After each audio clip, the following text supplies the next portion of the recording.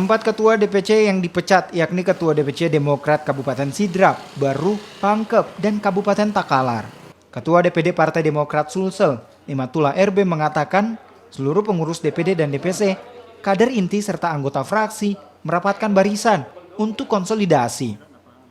Tim hukum DPD Demokrat Sulsel tengah bekerja melakukan verifikasi bukti pemenuhan unsur pidana pemalsuan dokumen mengatasnamakan DPD atau DPC di arena KLB Deli Serdang. Per hari Jumat dan Sabtu minggu lalu itu kita pastikan 4. Tetapi kan berseliweran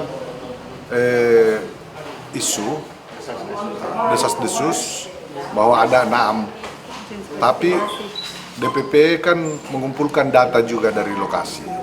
Jadi kami sedang menunggu data lengkap soal itu karena kan ini kaitannya kan langsung dipecat ini. Jadi tidak bisa gegabah kita memecat orang tanpa bukti-bukti yang sahih. Kalau yang 4 itu sudah sangat jelas buktinya dan sedang berproses PLT-nya. Kalau pemecatannya udah dipecat. Di Sipol KPU itu sudah muncul soal pemecatannya. Yang 4 itu ya.